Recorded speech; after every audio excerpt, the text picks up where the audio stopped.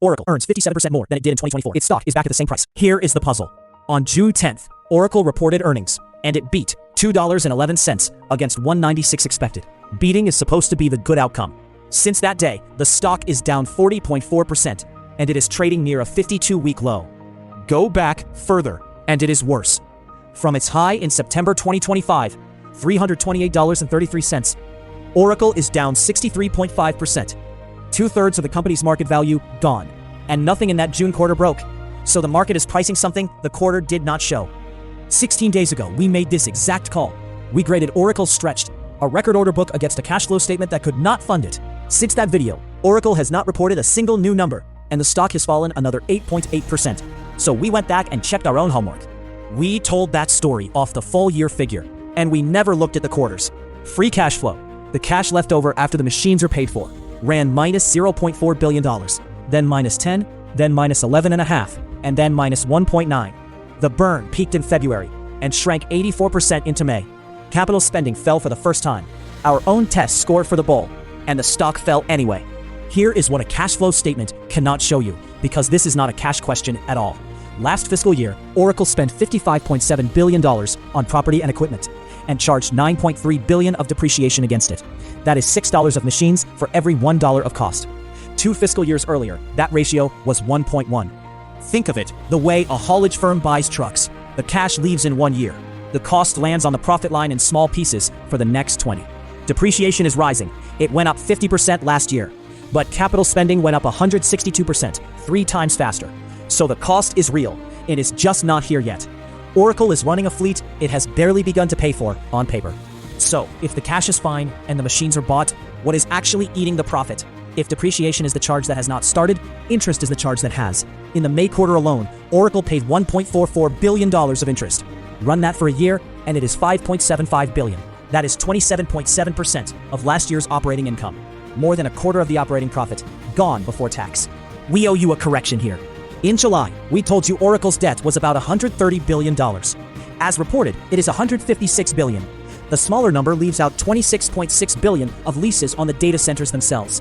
And one more. We said a $20 billion share sale was diluting you. That is, cutting your slice of the company. It is not in the audited statements. The diluted share count rose 1.71% for the whole year. Now, the strongest version of the other side. Net debt to EBITDA, the standard leverage measure, went from 3.90 to 3.89. It did not move. But be honest about that number. Last year's EBITDA included a $3.4 billion investment gain. Strip it out, and leverage went the other way, from 3.9 to 4.35. Still, not a company in trouble. You could argue this is just interest rates, or just the mood on AI stocks. But rates did not fall 63%, and the rest of AI did not either. The business did not break either.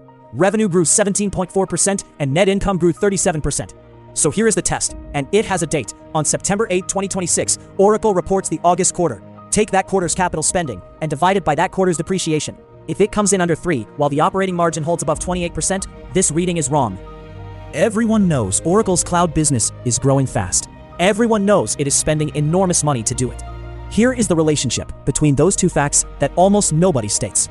Oracle's operating margin last fiscal year was 30.85%. The year before, it was 30.80, 0.05 of a point, flat.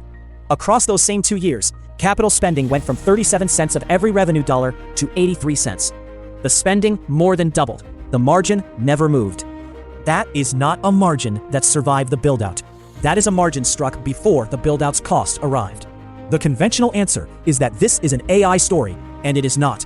It is an accounting clock, and we have watched it before. In the dot-com build-out, telecom companies put over $500 billion into fiber between 1996 and 2001. By 2004, analysts estimated only about 1 strand in 10 had ever been lit. The fiber worked. The timing of the charge is what broke the owners. So here is the portable rule. In a capital spending cycle, stop comparing capital spending to cash. Compare it to depreciation. So, what is the answer to the question we opened with? Our verdict on Oracle is stretched, the same grade as 16 days ago, and we are deliberately not flipping it. What changed is where the strain lives. We said the problem was the cash. The cash got better and the stock got worse, so the cash was not the problem. Oracle earns 57% more than it did in 2024 and trades at the same price. 32 times earnings then, 20.6 times now. The market is not saying the earnings are fake. It is saying it doesn't yet know what those earnings will cost to keep.